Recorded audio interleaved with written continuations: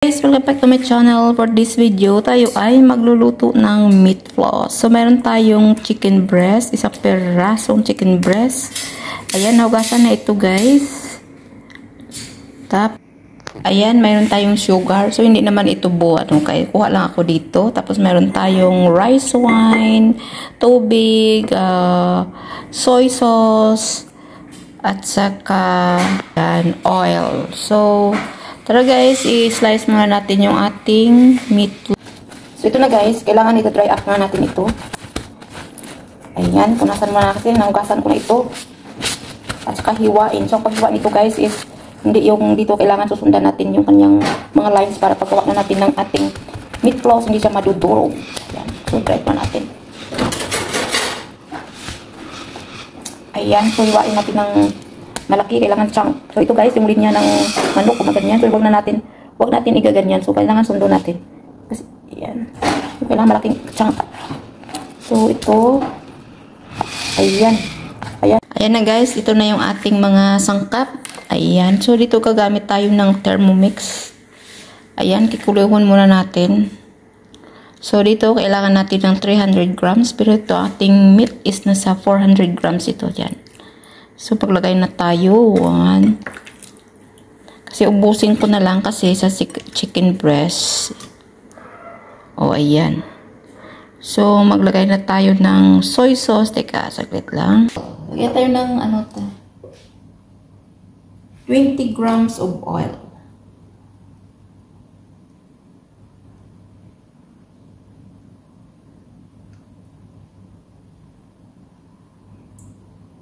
Ayan. Sobrang sige. Kasi sobra naman yung ating meat. Tapos, soy sauce. Ayan guys, yung ating soy sauce. So dito guys, alam mo mayroon siyang measurement kasi so kailangan natin sundin yung kanyang sa recipe kasi para mag-balance yung ingredients niya. So nagdagdag lang ko ng konting kasi medyo ang ating meat kanina is medyo malaki, mabigat. Kasi kailangan natin ng 300 grams. So ang aking meat is nasa 392, kulang-kulang lang 400. So, yun guys, yan. Sundin lang natin yung ating measuring cup. Yung ating measurement. So, iluluto na siya natin guys. Oops. Ipan.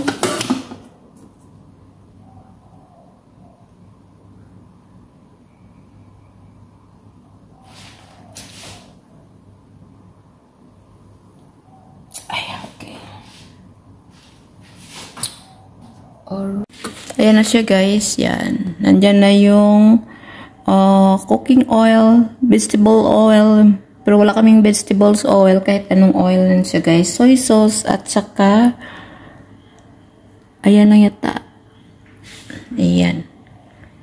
So dito guys, iluluto natin siya balik natin sa kasi hindi ko maano yung recipe nito, yan. So luluto natin siya ng 5 minutes. 5 minutes. Oops, sobra na. Tapos, 100 yung temperature. Tapos, dito guys, kailangan naka-spoon yan. Ay, ba't ayaw? Yan. So, dyan lang siya guys. 5 minutes. Yan. Ayan na siya guys.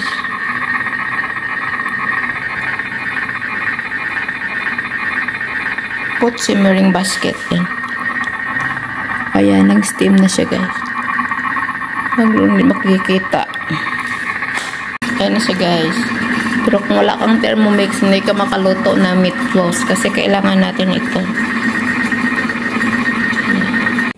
Ayan, ito na guys. Natapos na yung ating 5 minutes yan. So, ito na siya. Ayan.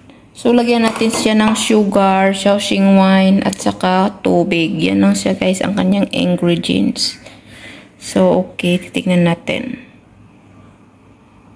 Ay, teka. Yan, gamitan natin ng tawag niyan, kiluhan. Saan na ba yun?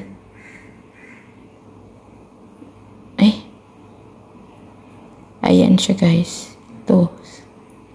Ayan. So, kailangan natin ng ilang.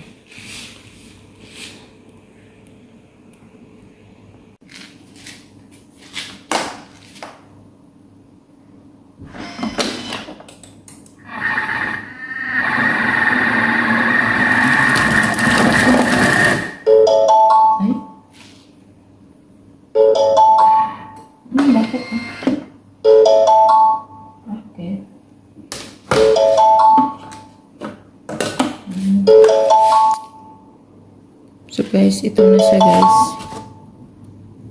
Ayan, yan na yung kanyang itsura. So lulutuin ulit natin siya ng mga 40 minutes.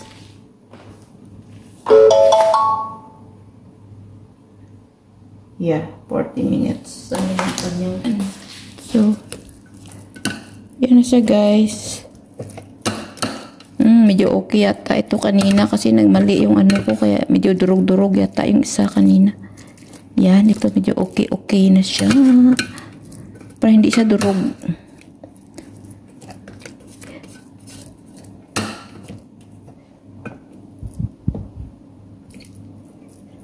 So, okay guys, isi-set up muna natin ng takipan natin uli.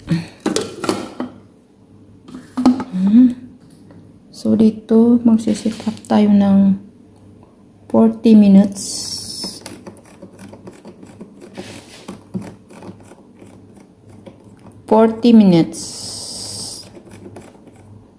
Ay, sobrahan. Okay. So, 40 minutes sa Baroma. Ito guys. Isit na sa Baroma yan. Yan. So, ayan rin siya. Naka-reverse dapat yan. Kasi ito guys, yung sign na yan is magcha-chop yan siya. So, kailangan bakit ayaw? Yun. Kailangan nakaganyan. Para hindi siya mag-chop. So, speed 1. Okay. Ayan siya guys. For 40, another 40 minutes yan. Yan, hindi makita. So, ito na guys. Tapos na yung ating meatballs. Tingnan natin. Ayun na yung isa kong nagawa kanina. Yan. See? So, tingnan natin itong isa. Uy, dami rin pala guys.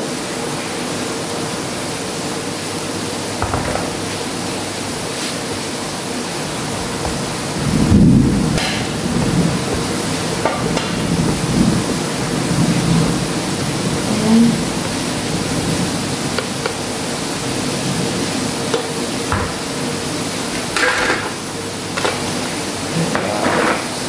Aray, init. Oh, init po guys. Ano?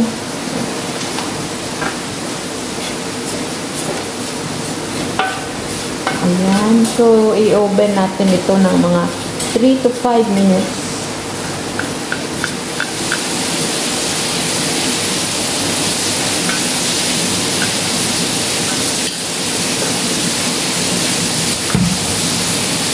Ayan guys. Yung kanyang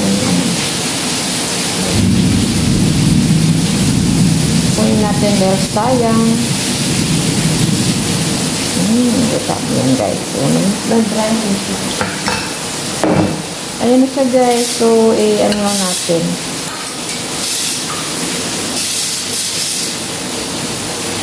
Ayan. Ilagay na natin sa oven. Naka-preheat na ko ng oven. Para mag-dry sa lalo. Hindi masyadong tingnan nyo ito.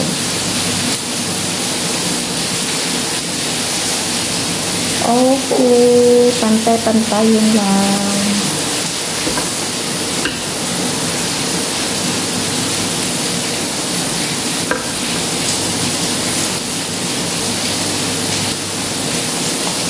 Ayan na siya, guys.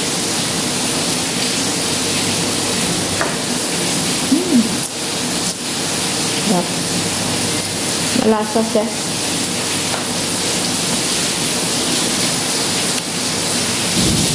So na guys, ito na tayo.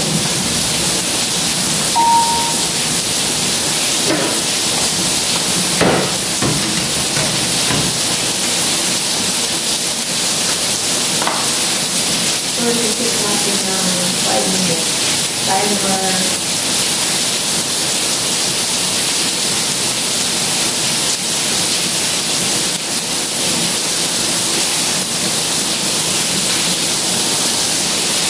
And then 5 minutes for 160.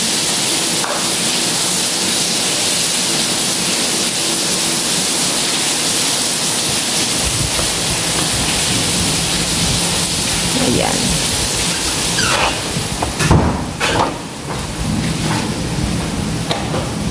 Ayan siya, guys. Ayan na, guys. Ito na kukunin na natin. Ayan, ready na yung ating meatballs.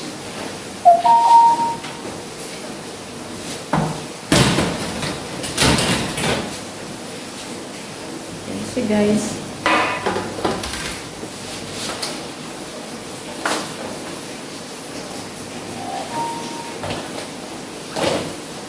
So guys, ito tingnan natin. Ayan. Ayan.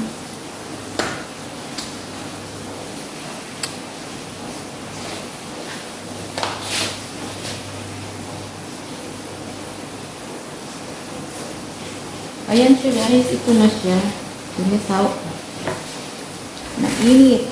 So ito na yung i-array natin. Oh. Ayan. So nakadalawang set tayo.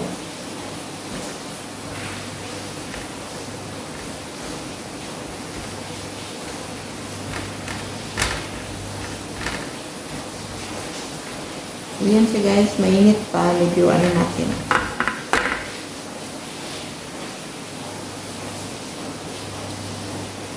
Ayan, guys. Tignan natin. Masarap siya, guys. So, pwede ito palaman sa mga sliced bread, tinapal. O kaya sprinkle sa may lugaw. Yan. Palamigin mo na. Ayan na, guys, yung ating meat floss. Yan. So, dried na talaga siya, guys. So, napakadali lang pala gawin. Kaso lang, siyempre, kung wala tayong thermomix nito, guys, hindi tayo makagawa ng ganito. Ayan. So, palamigin muna natin at saka ihalo na lang natin dito siya, guys. Ito na yung ating ready na kanina pa yan. Ayan. So, hanggang dito na lang, guys. Thanks for watching. Bye.